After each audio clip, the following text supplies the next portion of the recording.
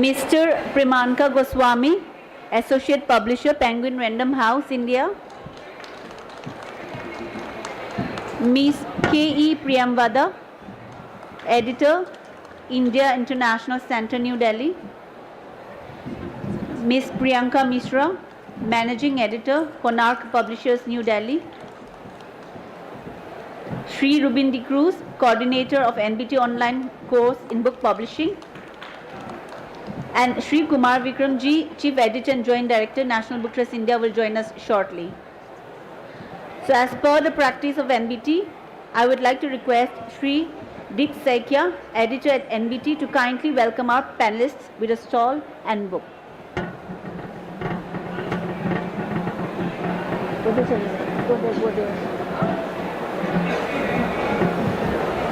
Yeah.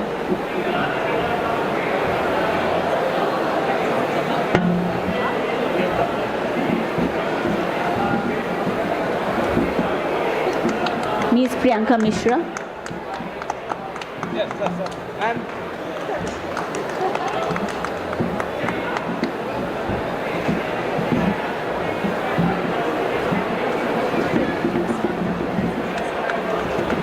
Ms. Arunima Roy.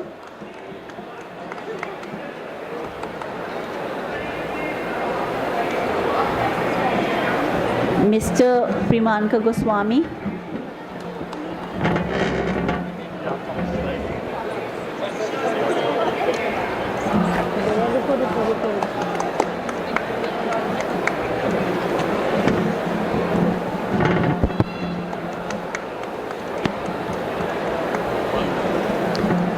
Ms. K.E. Priyamvada.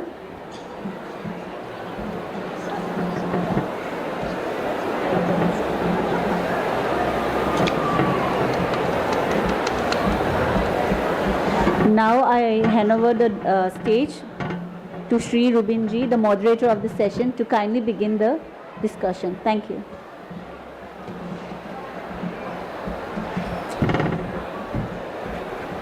Good afternoon.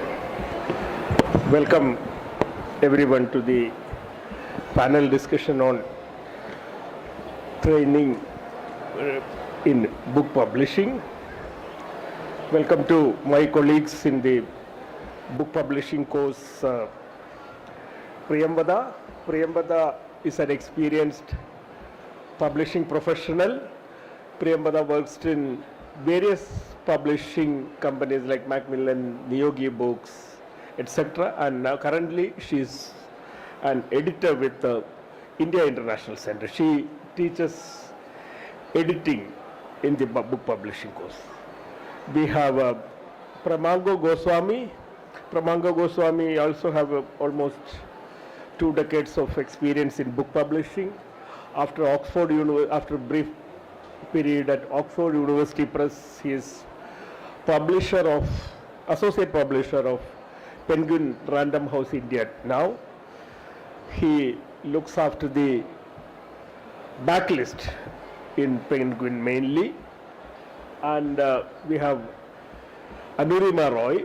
Anurima Roy is head of training and promotion at S. Chand, one of the leading Indian publishing company. And Anurima also have a long experience in book publishing. She worked in OUP, Sage, Bloomsbury, and now in S-Chan. She teaches promotion, book promotion and book promotion and marketing in the book publishing course. We also have Priyanka Mishra. Priyanka is currently managing editor of Konark Publishers.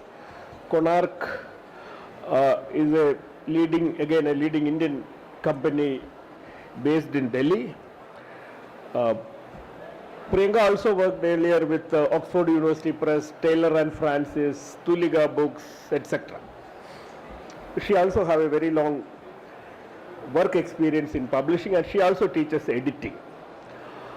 And we have with us several students from the various batches of the publishing course. I am very glad to see many of you. We knew each other only through online. Some of you also must be meeting each other for the first time. And I am extremely glad that you all could come. And thank you so much for coming. To begin the discussion, NBT book publishing course was started in 1994. It was a period of change in Indian book publishing. New multinational companies started operating from India. Publishing industry started changing. Till then it was more or less a kind of familiar, very few committed individuals, people passionate about book publishing, working in publishing, not much money. But with the new companies coming and industry growing fast, you required trained professionals. And that was the reason for NBT to start this publishing course. It was an offline course, and 1 month long training at NBT's Delhi office, and short-term courses at various capital cities of India, mostly in association with the universities. And this course could help create a pool of publishing professionals for Indian industry. I can confidently say that many leading professionals in Indian publishing industry now are they entered Indian publishing industry through NBT's course. I won't claim that they are all our creation, but they got to know this wonderful profession. They got familiarized with this wonderful profession from NBT's this short-term course. Western countries have university level graduation and post-graduation level courses for book publishing. It is very common among most of the Western countries. We do not have that. We have a correspondence course by IGNOU. There are some courses, initiatives by Jadavpur University have a course on editing. Kolkata-based publisher Seagull have a course. These are all very good courses. But I think Seagull and Jadavpur University course their focus is on editing. I think it is only NBT course give a comprehensive approach in a complete introduction to the book industry, what happens in book industry from editing to marketing and sales. So in that way it is very important, but still it is very minimum we require. Our country requires better trained professionals. We need more courses, particularly university level courses, and NBT course also we are planning to improve and make it offline. So, and there is one more reason for that. As I said, in 1994, there was a particular situation to start this course. Publishing in India is growing in a big way now, for actually reasons I am not very sure about. As per the Nielsen data, Indian publishing industry is growing 20% every year. The problem with Nielsen data is Nielsen covers only at the maximum 60% of the published sales in India.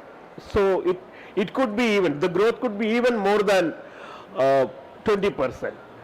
And Nielsen do not cover Indian language publishing very in detail, because small bookshops in remote towns and villages are beyond Nielsen's reach.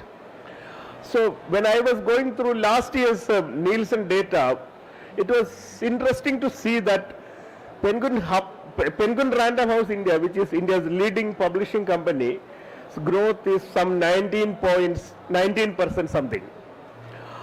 But Hindi publisher Manjul's growth is more than 50%.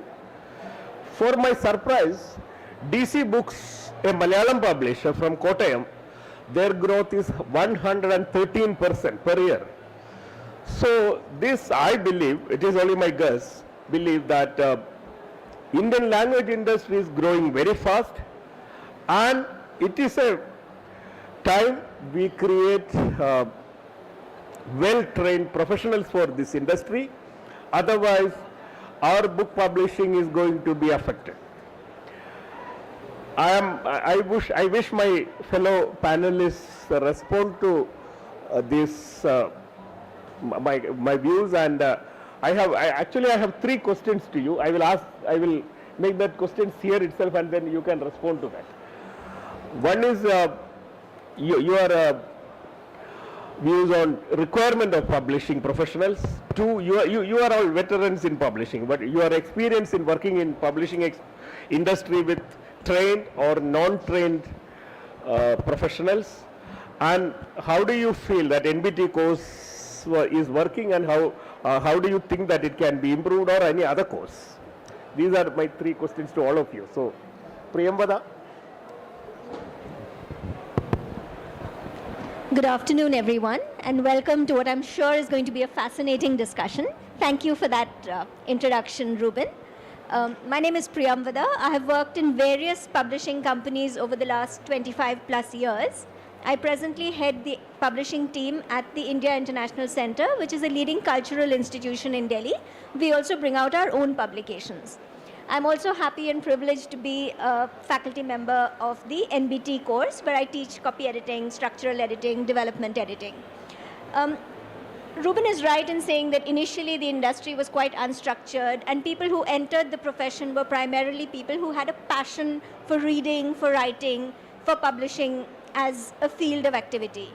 But with the growth of the industry and as it becomes more structured, there is definitely a very real need for people to come in with proper training in the field.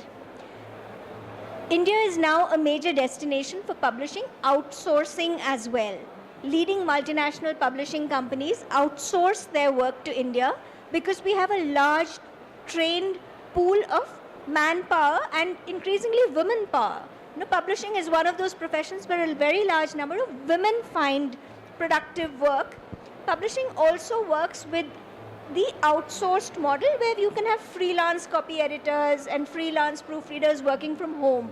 So the flexible options, which have increased after the COVID pandemic, where so much work moved offline, is another field that allows women greater flexibility and balance, work and home life and other responsibilities alongside. Coming to the need for trained professionals, previously most publishing companies would recruit directly from university programs. So somebody who had, let's say, a master's in English literature or the humanities was typically the kind of entrant for the editorial program of a publishing house. Other divisions like marketing and sales, of course, would pick students with a commerce background or an economics background or an MBA to head the marketing teams and the strategic development teams of a publisher. Coming to the editing part purely, yes, a master's in the humanities will definitely help when you apply to a publishing house which is seeking a junior editor or an editorial trainee. Publishers which have different requirements, like legal publishers or scientific publishers, would require a background in those fields. Any publishing company will inevitably hold a selection test to see if the applicant has a certain standard before they can enter.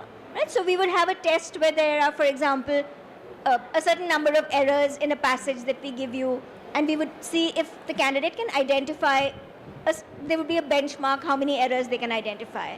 We may ask them to proofread something. We may ask them to write a passage on something to see if their writing and expression is good. So there is obviously a screening process before anyone enters. There'll be a written test or an online test and then an interview. We may also look at things like what kind of reading have they done in the past? Do they have some aesthetic sense, some ideas about cover design? Do they have knowledge of Indian languages, for instance? Because so much translation is happening now increasingly, so it helps if you are multilingual and if you have proficiency in more than one language. Given all of this, it definitely helps if a candidate comes to us with a certain level of training, and this is where I think the NBT course plays a very big role, because it gives a certain all-round exposure, various fields, not just editing, but also marketing, design, sales, distribution. You cover so many aspects that a candidate comes in with at least some initial idea of what the industry requires, and they can then be a valuable asset to the team once we take them on. Thereafter, there is always a process of in-house training. Typically, there's 6 months probation during which the candidate learns on the job. We would then give them our specific requirements. Most publishers have their own house style when it comes to editing. We may follow standard style guides like the Chicago Manual of Style, the MLA style, the APA style, but we would give them training in our own specific house style and continuous feedback when they work. Editing a manuscript is one part of the job. There are many other aspects. What appears, the text on the cover, what we call the blurb on the cover, endorsements by other well-known authors or experts in the field. So how to structure these endorsements, elements of cover design, how to prepare a cover brief to brief the designer, and then how to coordinate with other stakeholders in the process, because publishing is a team effort. Right? So then there may be typesetting vendors, printing vendors, outsourced cover designers, how to work with all of them. How to manage your author is also a very major part of publishing, because some authors may be difficult, they may not be receptive to suggestions that you may make for improving the manuscript. So author management is another part of it. So being a publishing professional requires a broad range of skills, not just a core skill which may be editing or marketing or design, but also diplomacy, managing people, and working with people in a team to bring out a finished product at the end of the day. And I'd like to thank the NBT for setting up the course, with which I've been associated for a few years now, for helping give us a pool of talent from which we can recruit for our industry. So with that, let me hand over to one of my colleagues. Just before that, I'm going to say that, my team, some of my team is sitting here. They can vouch for how diplomatic I really am, They can really, so they're all laughing right now. They can vouch for diplomacy and how much diplomacy they're learning from me. Hi, good evening, everyone. Am I audible to all of you? Right. So first of all, I'd like to, extend my thanks to NBT for creating this, kind of an ambience, that we have right now. And it's because of NBT every year we look forward to the book fair. It's a kind of Mahakumbh of, it's a confluence of ideas, and we get to meet our fellow publishers. So thank you so much. I am associated with NBT for a very long time officially, but unofficially I am associated with NBT since my childhood, because that NBT's iconic bus, and I hope that NBT never changes it, that bus changed my perspective towards life, and I was wondering that, how is it possible, that they are just disseminating the idea of book. So I first saw the NBT bus in Guwahati, in Cotton College, just in front of the college, and NBT knows the right kind of marketing, I would say. And after that, I think there was a article in Telegraph's Graffiti, wherein there was interviews of some of the prominent, publishers of that time. So that was also another reason. So what Rubin was saying from the very beginning is that Nielsen is something which is offering us a kind of a snapshot of what is happening in the trade publishing or in Indian language publishing. So I have worked in, broadly speaking, in 2 big publishing houses, and prior to joining OUP, I worked in a small publishing house for 1 year. In OUP I spent about 6 years, and this is my 11th year in Penguin.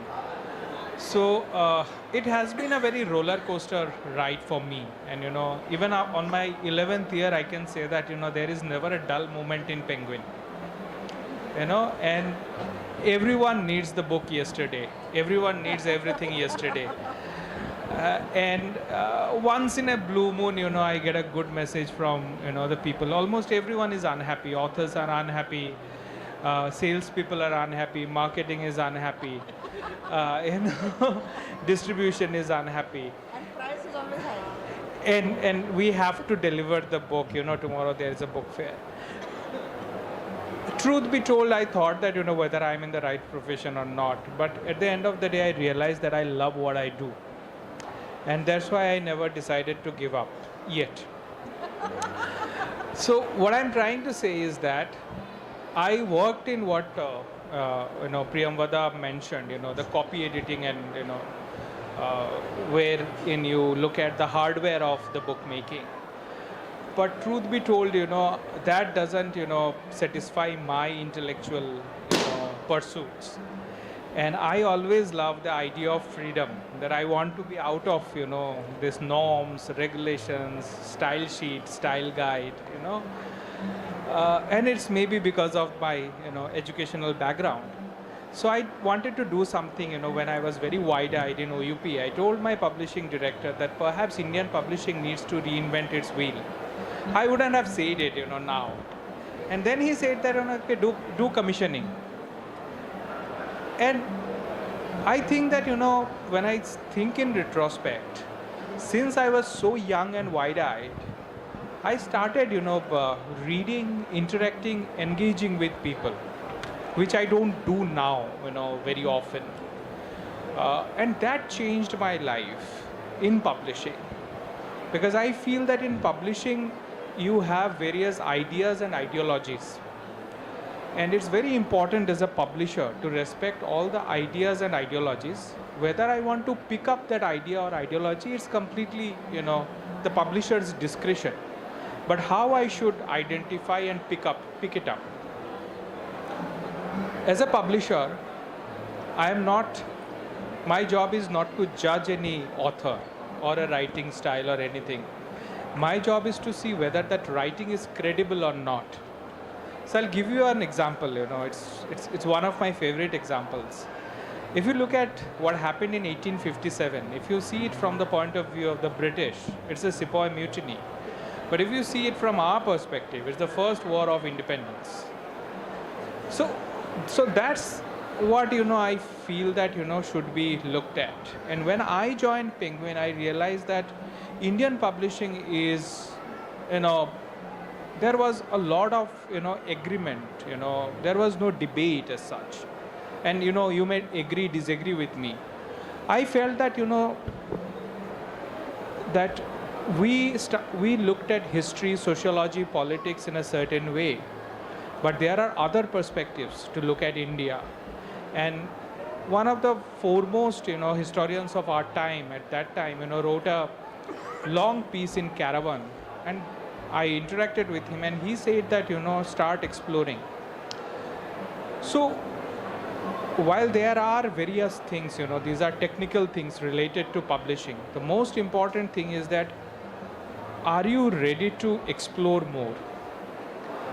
And the moment you think that, well, I have done enough, I have explored enough, and this is what Indian publishing is, or publishing in general is, I think this is the time when we should, rethink and reimagine what we can probably do. Referring to what Rubin said is that, look at how, the Malayalam publisher, DC Books has done. I am very confident that if publishers from West Bengal start sharing their data with Nielsen, they will show close to 500% growth, because they are conservative, they are not yet, sure about the Nielsen. I think the data is still, concealed somewhere. Once, Shankar told me, the renowned author, he told me that my copies are pirated in lakhs and I sell in millions. So imagine the report if that goes there. So far as English language publishing is concerned, I think that, there has been a lot of, there are a lot of movers and shakers in Indian publishing now. All publishers are doing, amazing job, and they are looking at various aspects of India's social and cultural life. And I largely look after non-fiction for Penguin. So I head vintage for Penguin and I look after the entire backlist of Penguin. So at any given point of time, I need to remember only 7,000 books. So, so what I'm trying to say is that, in this context, NBT is playing a big role. And I feel that, NBT, perhaps, you said that what more we can do is that you can encourage people to develop this love for reading. Because in my limited understanding, all great editors are voracious readers. And if I'm not wide-eyed, I continue to think like that, If I think that I have arrived today, then perhaps I need to do something, do a course correction. So that's the only piece of advice for me. And NBT should, perhaps, look at these aspects now, that how you can encourage a person to read more. Very silently you can do something in front of a college. And I'm always there to support NBT, that if I can share my excitement of, what I feel when I read a book. So today, when we reached the book fair, we reached a bit early to explore, other stalls, because most of the time I spend, time in my Penguin stall, and Penguin stall is, now it's a madness, today on Sunday. So that's the only thing. And today I was able to discover a few new books. And I realized that these books are almost perennial titles. And the idea that, I'll go home and open those pages, flip through a few pages and share the excitement of the book with a few people. And perhaps, that will again, encourage some people. So I hope that the way industry is growing, it grows even, more, and all of us collectively do well. Before I, conclude, I'd say that if I may, in English language publishing, there are two broad school of publishing. One is OUP School of Publishing in academic, and the other one is Penguin School of Publishing, because OUP is about 14 years old in India. It started in 1912. And Penguin started in 1987. We will be 40 years old next year. So, and all those, small publishing houses or English language publishing houses, when you look at all the publishers, editors, they have either moved from OUP or from Penguin. So I think that there is somewhere, there is this homogeneity, that I think many of us are thinking in the same direction. When we think in the same direction, new things probably won't come. So I would encourage new people, who are not kind of cultured by OUP school or Penguin school, to surprise us with something new. I think that will be a great gift to Indian publishing. Thank you. Anirima Roy. So I hope you can hear me. I think I'm loud enough even without the mic. But so starting with what Ruben said, this publishing course, that online publishing course, I see some faces which we trained. I mean, I'm happy that some of you are here. But of course it's great. Thank you for doing it, Ruben. But it was an offline course and you need it offline. The thing is, today there are a few professions in this world where people come by chance and not by choice. Okay. So publishing used to be a choice. Like when I was in school, I knew that I want to be in publishing. I want to be an editor. Okay.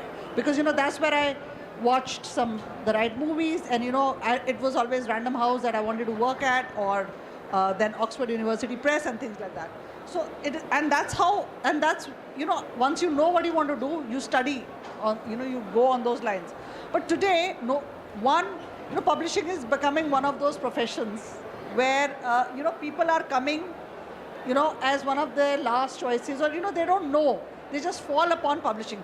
I'm not saying everybody's like that, but, the thing is, it's not glamorized enough, one, it looks like a lot of hard work and no fun, which is not true, It is a lot of fun. It is how you make it. A lot of reading, yes, and like Premanko was saying, and so was Priyamada, of course there is a benchmark, there is a benchmark for publishing. You have to have that kind of academic bent or expertise, or you should have read enough, one of the things we need to do. But, it has to start at it's not, NBT is that, I know CBT and NBT have been trying to do it for a long time, inculcate reading habits in children. But most importantly, schools, it needs to start in schools, and students and parents, who should be reading. We don't see anybody reading. Everybody is scrolling reels. If everybody is looking at reels, including teachers, why would the children read? They never see a book in anybody's hand. So as publishers, it is important for us to create tastes rather than just cater to them. I think most of us are striving to do that. And marketing, again, is a function, is a role, which starts today, it starts with the commissioning, you know. When you conceptualize the book, you know, we make a marketing plan starting there. Otherwise, you know, earlier it was a book which was written, everything was done, the commissioning had happened, the the manuscript was out. Once the book was in hand, we started the marketing process, you know. So today we don't do that any longer. And for a marketing person today, I feel it is important to have gone through the editorial process. You know, a good editor can still do good marketing, but you know, without knowing editorial or sales, you know, I don't think you're the right person for marketing. The other thing is, you know, price in India for everything. Everything else, price is fine. You know, we are ready to pay for a slice of pizza, new shoes, a coat, movie tickets at the drop of a hat. You know, yes, a box of popcorn is more expensive than, you know, our books. You know, but we don't think twice about buying those. You know, but when it comes to books, let's start with school books. Every parent has a problem with paying the school fees, and after that, books ka cost. You know, किताबें बड़ी महंगी है. I'm sorry, you know, I must speak in Hindi as well. किताबें बड़ी महंगी है. Books are very expensive. Nothing else is expensive. You know, nobody minds paying for the school uniform, which, you know, if you see the breakup of the school uniform, the socks cost 600 rupees. Okay, the T-shirt is 1200 rupees. You know, we don't worry about that. You know. But we are always talking about books. So that is where it starts. The problem about the Indian market is, it starts there. We start teaching people कि किताबें महंगी है. You know, what is the point of buying a book? You only read it once, ना? एक ही बार पढ़ना होता है. So this is what has to change. So this is what needs to change. Now, parent, it is us. It is the parent. It is the teacher who needs to first hold a book in the hand in class, because otherwise, people like Premanka and Priyamvada and Priyanka, the books that they bring out, you know, because I am in education, our children, schools, students have no choice but to buy the books which are prescribed, you know. So our business model is different from trade publishing, where I have been for many years. I've worked at Hachette, headed marketing there. I've worked at Bloomsbury, headed marketing there. And I've realized that, you know, books are a commodity which nobody wants to pay for, but everybody wants it. Everybody wants a copy. Everyone wants a free copy. If tomorrow you were to write a book, how many people would come to you asking for a free copy? I don't give a free copy. I don't get a free copy. Yeah, you don't. But how many people would come to you? No, Thank God. no, it's very simple for me. Yeah. I do neither ask for a free copy nor give a free copy. Even the book shop counters, you know, I went. I didn't ask for a discount. I know how much a publisher would make from each book, and I am very respectful of that. Yeah, that's great. That's because you are a publisher. But how many people would come asking for a free copy? As a publisher and being in trade, I know that, you know, most people, especially friends, you know, who should be supporting your book more, you know, friends and relatives, everybody expects a free copy from you. So that's where we are in publishing. But however, Rubin, we need more talent, good people in publishing, and that will happen when you take the course offline and make sure that, you know, people are active participants in the course. I mean, they are. But, you know, I think an offline course with a little bit of, a tour, you know, going to a publishing house for a while, a small internship, you know, and maybe going to the press and things like that would actually be nicer. Probably they will change their mind if they go to a publishing house. No, just to add to that, I understand there is already an internship which is part of the course, because about a month or so, but that's good. It's a useful industry immersion for the candidates from the course. But is that why people are not coming into publishing as per Prabhakar? No. I take a lot of interns. You know, a lot of interns work with me, and we, you know, certify them. and many of them have come back to us who are now working full time at Penguin. So interns, if you're listening to this, please feel free to apply at Penguin. Also, just to add to the offline-online thing, I understand it was an offline course before COVID and then it went online. And I recall in one of the courses I was teaching in the last few years, there was a candidate from abroad as well. So the online course also enables it, it opens it up to people, they may be Indians in other countries, or I guess it's not restricted by nationality either. Not at all. Yes. So, so I remember there was someone from England, we were at 10 a.m. in the morning here, and she said it was 3 a.m. or so in the morning there, or she got up at 3 a.m. to be ready for the class. Yeah. That's wonderful. So, great to see such enthusiasm, and the online course gives you that flexibility. So yeah. maybe a sort of hybrid module might work best. Yeah, no, I think offline as well. Yes, The absolutely. online is absolutely essential because I want, if you have an offline course, I've traveled with NBT for so many places. So if we are doing this, if we are in Shillong, then other states would miss out. So but if it's hybrid and there's an online option all the time, it always works. Yeah. All right, thank you so much. Over to Priyanka. Thank you, everyone. My ex-colleagues come friends. So I will take it up from there, and especially the things that they have missed out. So I'm Priyanka Mishra. I have been in the industry for a very long time, and my association with NBT is I have been a faculty member for the last 5 consecutive years, of which 3 years I'm also doing the evaluation report, and I'm an evaluation of students' projects. And I take mainly editorial sessions and house styles across the world, proofreading, editing, and I want to explore other areas which I have shared with our coordinator much earlier. And last year I also did a report on the NBT publishing course, which I coordinated with, contacted some of the selected, shortlisted students, ex-students, and some faculty members for endorsements. Then I wrote a report on why is this course covering everything, so that those who are freshers, they can know what is the area which suits them best, which was published in the Print Week India, both the online and the print editions. So now I'll just pick up from the things which have been missed out. A few points which I would like to cover. Generally, is that why is the need for a trained professional? Now, this course is not only about editing. Yes, editing is there, and I am a part of editing also.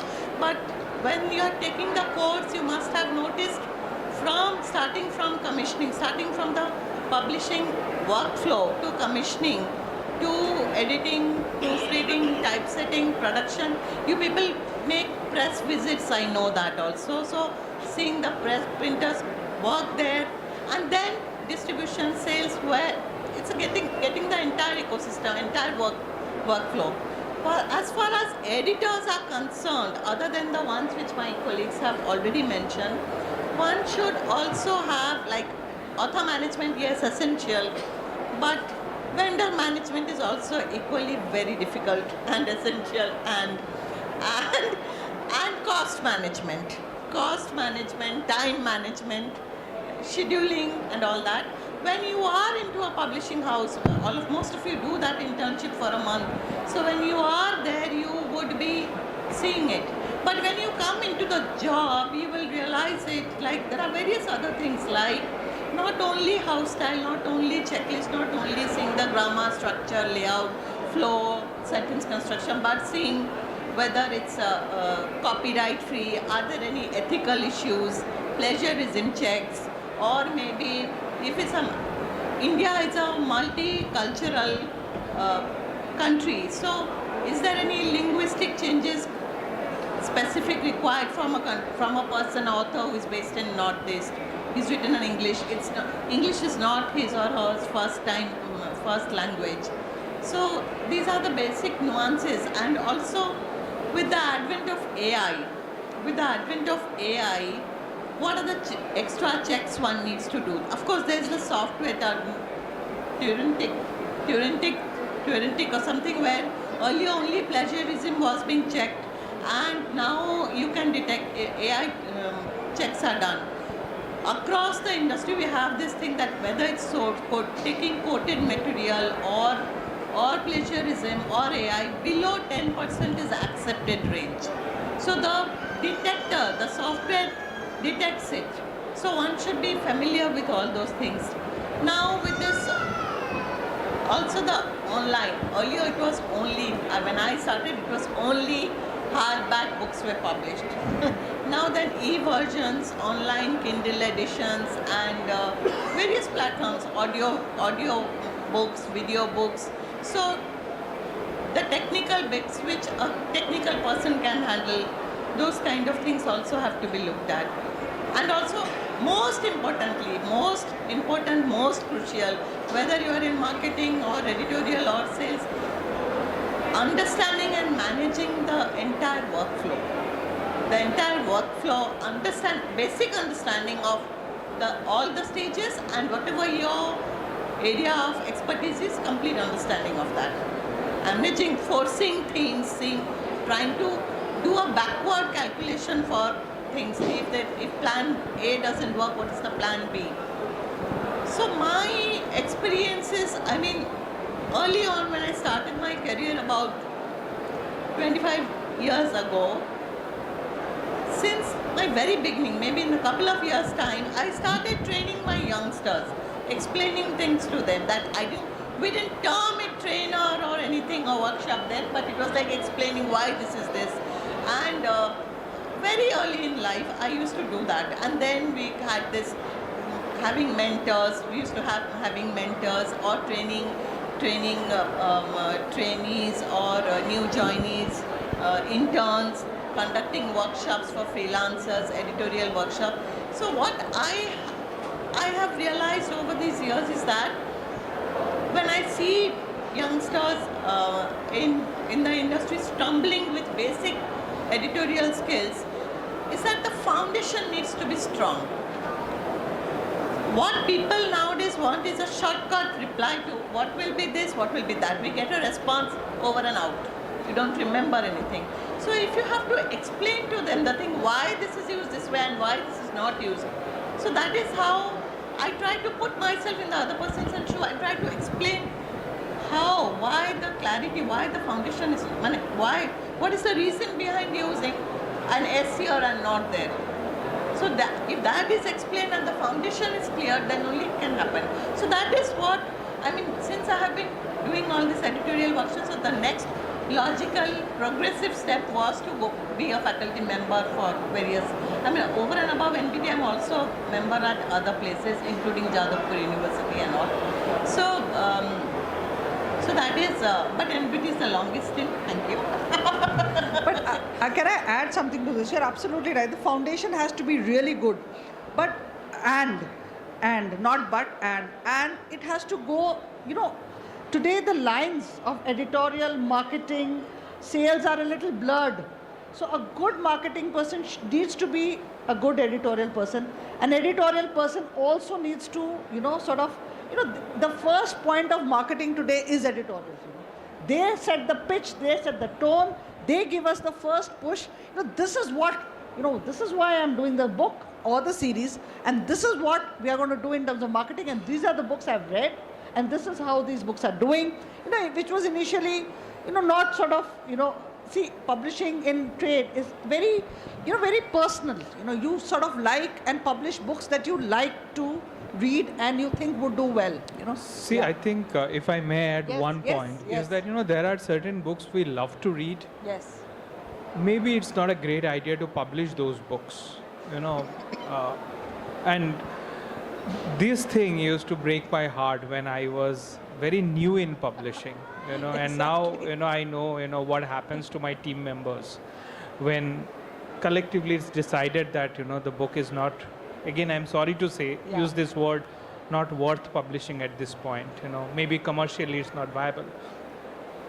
But what I'm trying to say is this, that the basic is the reading, and whether I am able to develop this into a good looking, a beautifully edited book. And for that, the editors need to fall back upon the senior editors, not only within the organization, but also outside the organization, because it's a very small community of people. So another suggestion to NBT is that, see if you can create a kind of a book club, like press club we have, because we don't interact much. And because we don't interact much, there are many issues that we are not able to address. Publishing is not even an industry as we speak. Yes, it's I not. think we need to look at that aspect.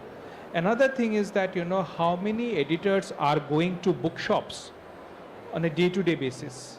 Absolutely. So when One I should, yeah. visit, bookshops outside India, I see how informed they are, booksellers. And in Delhi, there are amazing bookshops, and there are very informed booksellers in Delhi. I, continue to rediscover Penguin books in those bookshops. So great books are discovered in bookshops, and they are made bestsellers by the editorial, marketing, sales collectively. And what I feel is that, is largely missing at this point is that how often we are going to break the norms. Because how would you teach someone to edit a fiction? So I'm working on a book with, Gulzar Saab, and we are just, negotiating a few words, that how to translate certain words from Hindustani, Urdu or Hindi into English. And someone said that, well, they are not grammatically correct. I said that, poets don't follow grammar, grammars follow the poets. Yeah. And that's what we also need to be ready, and we need to be courageous enough to, talk about those things in public. Otherwise, if we just continue to look at structures, yes. then You have to break the norm, and you have to, it is us who set the norms, isn't it, as publishers? So you write, we get new words. I know when we were in Oxford, the COD, Rajiv is also there, the COD was being, the COD, the Concise Oxford Dictionary, we constantly have new words, more Hindi words being added, more Italian words being added, more French words being added into English, because that's what language is, So, of course, the foundation has to be really very strong, but with that, every publishing professional or somebody who ventures into publishing, all of you also, come, keep your minds open. Don't think I'm in editorial or I'm in marketing, मैं editorial का काम नहीं कर सकती, I will not, it's not my job to learn, So you've got to learn even more. Yes, I know, the time is up. Okay. Yeah. Just to add to, because it's a continuous dialogue and discussion Yes. among publishers or professionals in the publishing industry itself. So, for example, when you talk about editorial marketing, often it's the editor who may give you the punchline That's to go what I'm out and saying. sell the book. That's It's part of exactly. the advanced information of the book. It starts from Yes. editorial now. Yeah. And also in terms of just one point to add, the foundation being strong, there's a virtuous circle here. Yes. We've grown up reading books that help us build our foundation. The books we produce will help whoever's reading them to build their foundation. So there's a whole virtuous circle working here that, I think is what is the really rewarding part of working in publishing. Yeah, we may continue the discussion, but we have with us our chief editor and joint director, Shri Kumar Vikram. Okay. Vikram is the person, the brain behind this. He defines the direction of the course and course corrections and all. So let's hear him first and then continue with the discussion.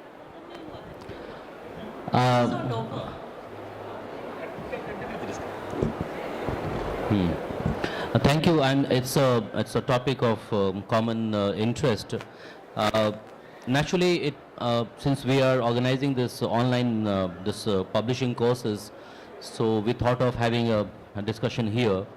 Online courses, naturally, it's a post-COVID development. We used to have in-person courses, but as it has happened that some of the things which started online in COVID era, where now they have become more of a norm, because a lot of the new things and new, I would say, benefits got added to that, mainly because now we can cater to a large number of students across India, and some of the foreign students are also joining in. Of course, online courses, as you were discussing, they have their own disadvantages, or in-person courses have their own advantages. But we have been planning for an in-person course, but every time we find that I would say that the response has not been that great, frankly speaking, for the in-person courses, and then people who are not Delhi-based, most of them, because we are not in a position to provide much of support in that way, so they have to be they have to come here and be here for maybe 15 days or a month, which is not a easy job, you know. So you can understand we are not like a regular university. So that's one thing that I wanted to point out. And secondly, you know, I would say that like we have been in this publishing, especially in NBT, for more than 25 years, and sometimes I feel that I really feel very proud of the fact that I have been associated with National Book Trust, because its founding fathers had a vision for it, which I find that you are now discussing. You are saying that there are barriers between editorial and marketing and production. They are falling apart, and we have been trained to. We have not been, you know, confined. Editors have not been confined to editing as such. That's their, of course, that's their domain area. But editors are also all the time. They are supposed to be on a kind of a marketing or a PR exercise. Wherever you meet, you talk about National Book Trust. You are looking for an author who will walk in, and you are always open to the idea. Maybe somebody will say how they can get into the marketing domain or sales, and or how can they import NBT books. And it is not that we immediately say that I will put you in touch with our sales officer. We engage and we engage with full knowledge, full understanding, because we have been trained that way. It is not that the editor is not having any idea about the sales policy and about the sales norms. So I think that this is how the professionals have been are supposed to now to groom themselves. And even in our courses, we approach publishing from a very broader perspective. We are also giving you an idea about how you can do copyright selling, and how you can you know, engage with foreign publishers, how you can push your books for translations. So I think that our publishing course, we call it publishing course, but it is a little broader in terms, in its meaning and its implication. And secondly, like this discussion was about the fact that people don't mind spending on other items, but they are, you know, always evaluating about the price of the book. That goes because I would say that's because the priority of books in our society, it has to be elevated further, you know, and that would require a more concerted effort from the industry itself. It's like I am very surprised, you know, that day in and day out, whether it is coming from the top people or from the media or from social media, where people are just saying that the reading habit is going down. And I really get really surprised that, but where is the data? Where is the statistics showing that the reading habit is going down? You come up with your facts first, and then you know, talk about it. Would the steel industry allow this to happen? If in a big conference of steel magnates, somebody comes up and says that the use of steel is going down, will it go uncontested?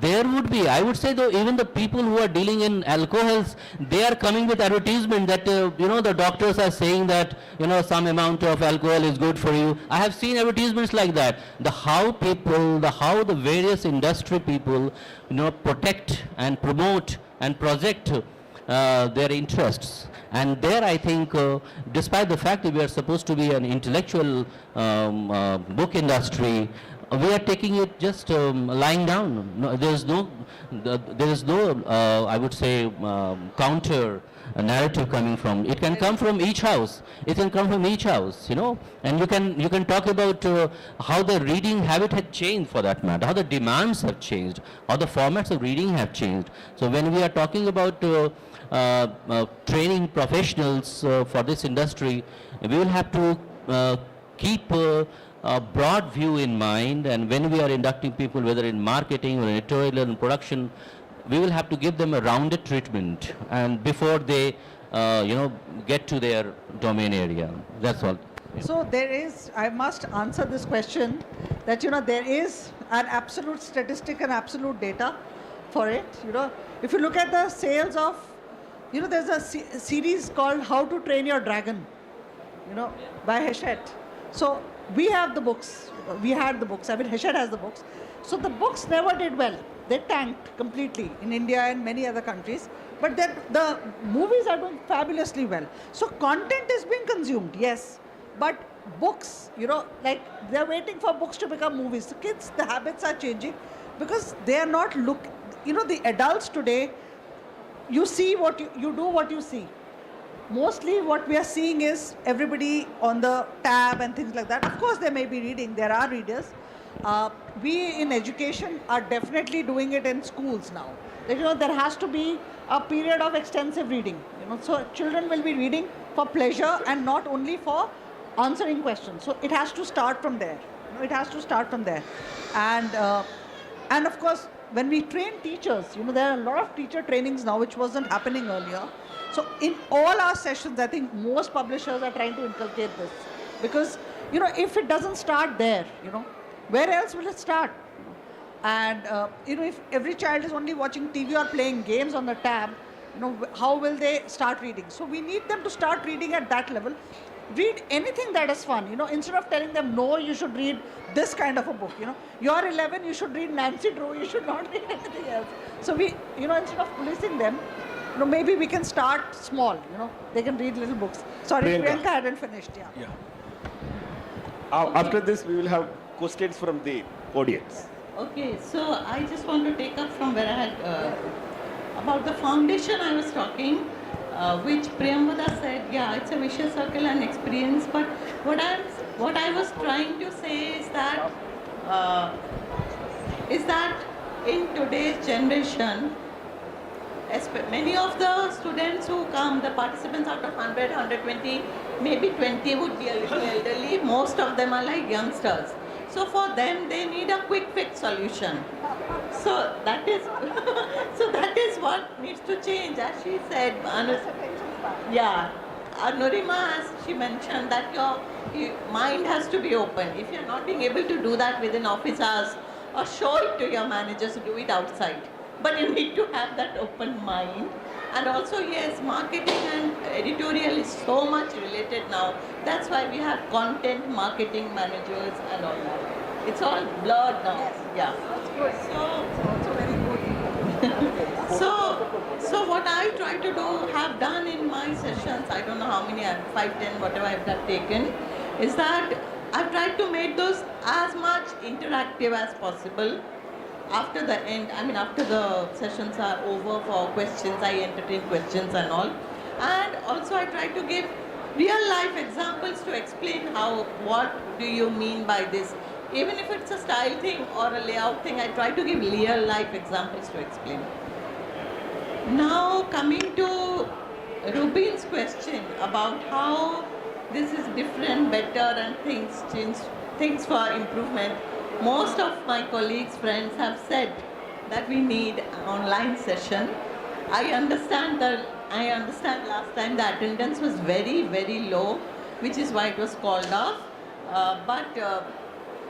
And we did discuss, I remember discussing with Rubin what to do in the sessions, like sending them some questions, some sample tests and working on those physically. But here what happens in online courses, offline courses we need. In online courses, 85 to 90% of the people will be keeping the videos off. Yes. Which for the person who takes, it's like addressing only boxes. the Cisco boxes. I keep on repeating, even if you don't want to put the volume on because of network issues, at least keep the videos on. Very few keep it on. So that I don't know who all are there. Those who speak, ask, then we get to. Otherwise, we are silently addressing the boxes. The black boxes. The black boxes. So that will help if we have a physical session whenever. And I understand that the online thing has all its own advantages. But like Jadavpur does, and Jadavpur is not only doing editing, it is editing and publishing course, where I had taken a session last year, I think in August. So first they do it for the on-site thing, which they do it not like 15 days at a stretch. It's like weekend classes or evening classes, and then they do the online thing, which is on again evening classes and all. So perhaps a mix of both will really help, at least to begin with, for the Delhi definitely. audience and all. It can't be totally offline, but yeah, we need. Maybe we can think of some immersion, as they do in campus immersion. Yeah. So maybe at the end we can have 1 or 2 day of workshop or conclave of all the participants.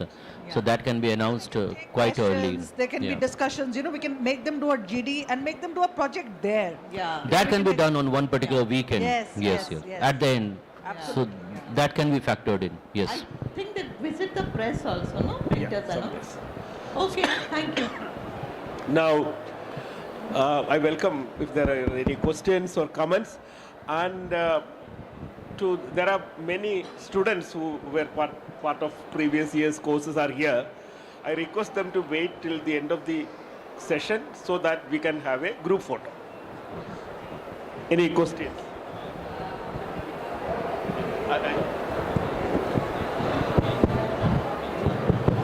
I am Deep Saikia from NBT, taking cue from my chief editor that he has already said that there must be or there should be a counter narrative when we say that, reading habit is going down in the country.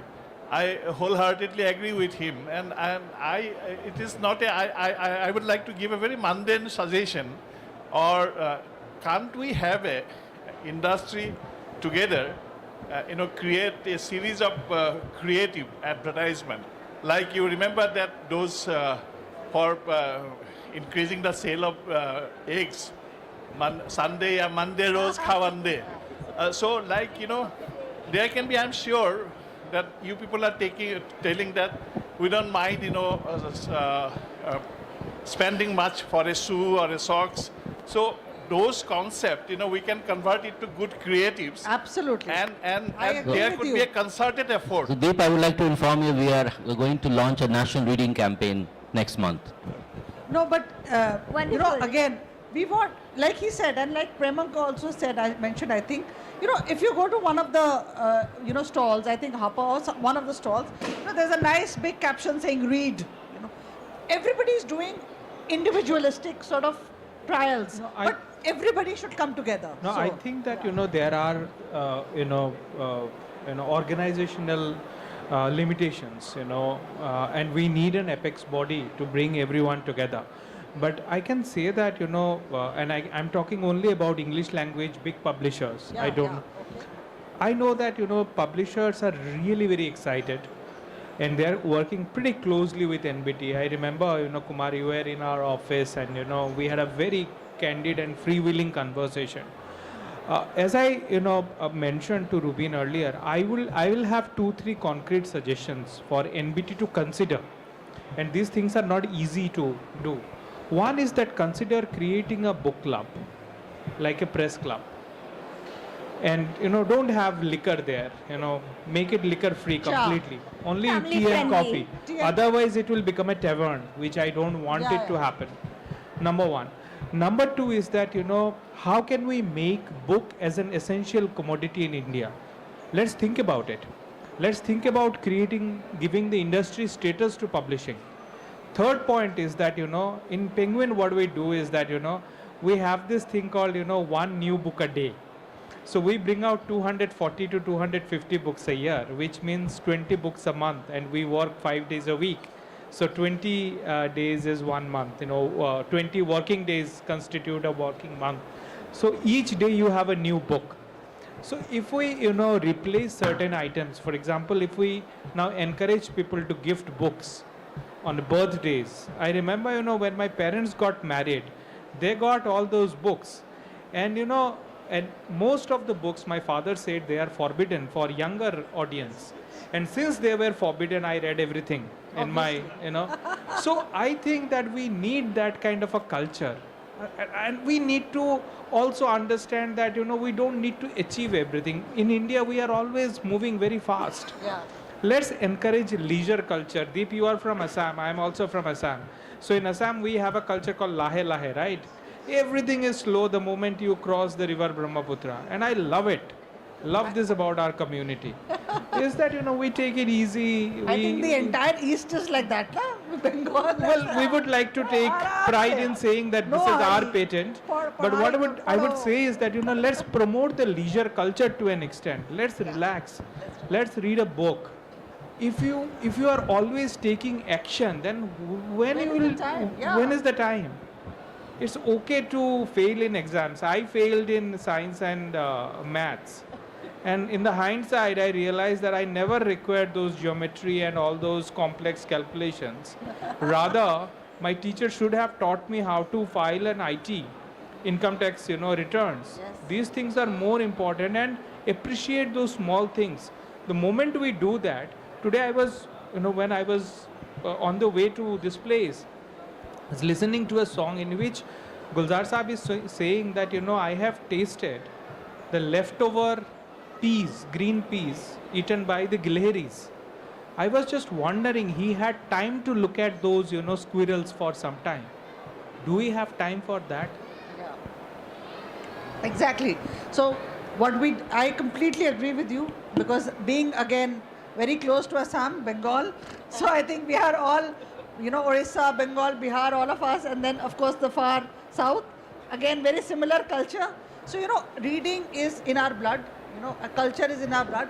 So what we promote in schools, in teachers, and trainings for teachers and students is the word kaizen. It's a Japanese word called kaizen. What it means, you get better every day. Today you read just one word, tomorrow 2 words, sentence, 5 sentences, half a book, quarter of a book, quarter of a book, half a book. You get better every day. Instead of trying to do everything, again achieving, we always, as professionals in India, everyone, your parent will always tell you, I'm sorry, I'm not saying every parent, but mostly the thing at home is, फिर किताबें पढ़ रहा है, ये चाचा चौधरी पढ़ के क्या होगा? I'm just giving an example. Why are you reading unnecessary books? Why don't you read a book on history? A book on economics. Everything is about career focusing, getting better, sort of moving ahead in your career. Everybody in school, when you are in school, when you go home, what is the conversation that any child that has with their parents? Entire schooling life in India, what is the conversation with parents? Homework क्या मिला? आज school में क्या पढ़ाया? It's always this. It's only बड़े होके क्या करना है? कुछ सोचा है? 9th में आ गए हो, पढ़ाई करो, homework नहीं किया. It is only about studies to become something. So that leisure culture is only in these certain belts where you read, you sit, you chat. There is adda. There is adda. Everything will happen. But it doesn't matter if your house in the east. We see in Kolkata also, and it doesn't matter if your house doesn't have a great sofa. The walls are crumbling. There is one sofa, one moda. One moda, charpai, one old sort of tube light. But everybody there, but you have a conversation. You'll realize how brilliant everyone is. So, all these things, they don't really matter. What matters is what you have up here. And that will happen when we all say, Roz kha one day, Roz padho ek kitab ya one line, one sentence, half a book, one book, it's okay. But ये competition नहीं होना चाहिए. He has read one book, I have to read 2. Just like there was an ad in India, I don't know if you remember. The neighbors go and measure the car. कि इनकी गाड़ी हमारी गाड़ी से लंबी हो गई. So now we need to get a longer car, you know. So that competition, you know, here it is all about competing. But publishing is all about slowing down. Reading is about slowing down, reading what you like, reading what you don't like. Please read, otherwise how will you know you don't like it? So read everything, you know, watch everything, watch movies, cartoons, whatever you like, but you know, spend that time to eat the peas that you know, that were left by squirrels, because for that you need time for yourself. So develop yourself. The only way we can do that is to develop your own taste. So the way you can develop your taste is by ultimately reading what you know like. Thank you so much. Any other questions? Yeah. Good afternoon, everyone. Okay, ma'am, most of the talk were veering around about letting children read books. Since I'm working in school and sir, I'm your student in the present course, many a times, ma'am, I'm dumbfounded to give them the names of the books. Parents and teachers and students come to me. I teach English. So I don't know the latest books, how to connect and get from the publishers the books, because we used to read from the reviews of from the newspapers. Now they have stopped. We don't get that. Now, how to connect, how to share your ideas and pass it on with my students, and how to have a discussions around them, because there is a kind of gap there. This is what I feel. So, ma'am, I'd like to, it's a very good question.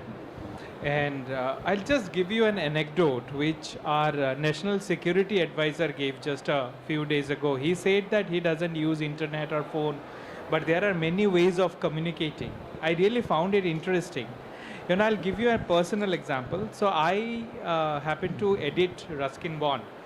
So when I met Ruskin Bond for the first time, the final question, he realized that, you know, I want to ask a question, but given who he is, I'm hesitating. So he said that, you know, go ahead, ask the question. I asked him, Mr. Bond, he said, no, call me Ruskin. He said, and then I said, okay, Ruskin, I have a question. What is that? You do neither have an email nor a cell phone. How do I connect with you? And you know what he replied? He said that there are many ways of communication and we will communicate through clouds. And Ruskin and I have worked on many books and we haven't missed a single deadline. He's so meticulous at 92, 93 now. So what I'm trying to say is that, you know, gone are those days when we would look at a review and, you know a book. You have social media. You connect with the publisher through social media, number one. Number two is that subscribe the newsletter of every publisher. Third is that, you know, write to the publisher. If you are interested in the book, when publishers share their catalog, and in Penguin's case, our catalogs are available online. So you get the contact. So everything you can download, what is getting published for young adults, children, adult readers, books which are perennial sellers. So you'll gather all information, because in these days, publishers are more conscious of collating information, because information is the asset. And we will be glad to connect with you, because it means that, you know, I'll be able to disseminate more number of books. I'm going to give you another answer. Thank you. You know, Pramanka has given you a fantastic answer. It's true. We are all over now. Gone are the days when there was no connect, we were faceless. Which classes do you teach, ma'am? At times 8 also. Basically 8 to 12. 8 to 12. Okay. Now, when you open a book, there is a contents page. I'm talking about your school textbook. Yes. There's a contents page. In the contents page, you will see the name of the chapters and with the author. The question to you is, and that's where it will start. Okay, now you'll know exactly what to do. How many stories of that author or that poet have you read? So you start with that and start recommending from there. You know, unfortunately, we have only read that one story. You know, one Leo Tolstoy. You know, because it's there. One Saki. You know, one. Hector Hugo. Monroe. You know, so it's always just one. The same stories and poems are there in every single series. You know, say there is always a where the mind is without fear. But there's always a daffodils. But apart from daffodils, the poor man has written hundreds of poems. We have not read any of those. Okay. So the idea is to first explore that list. You start with that and you start asking them to read 2 stories from each of those authors and poets. It'll start there. Ma'am, students are more interested in reading autobiographies, regional books, different genres, science fiction. So That's wonderful. And then authors we have in India, about Indian authors, there are hardly any in English medium books, right? Very few, very, very few if you talk about. And generally it's the poem that we teach them from Indian authors. So if I talk about those authors, now children want to explore something new. Perfect.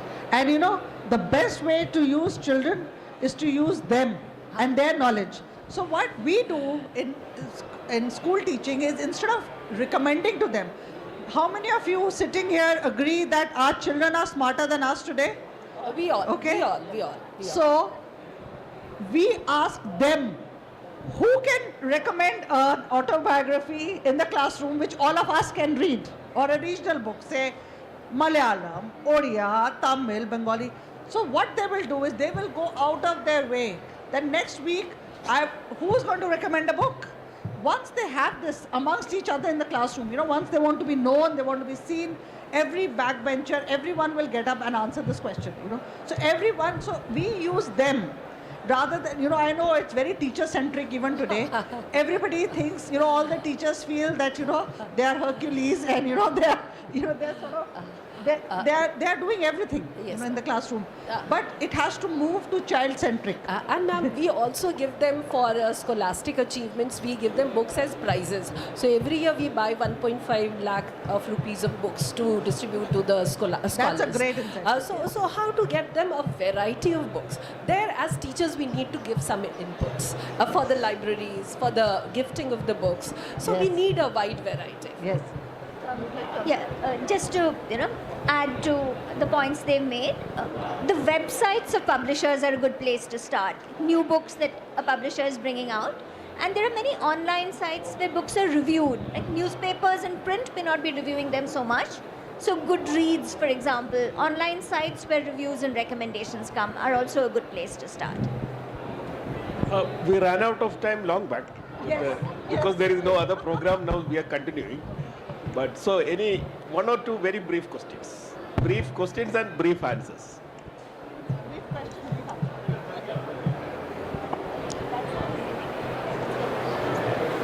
So yes, hello, I am Monica Gupta and a student of this present year's course.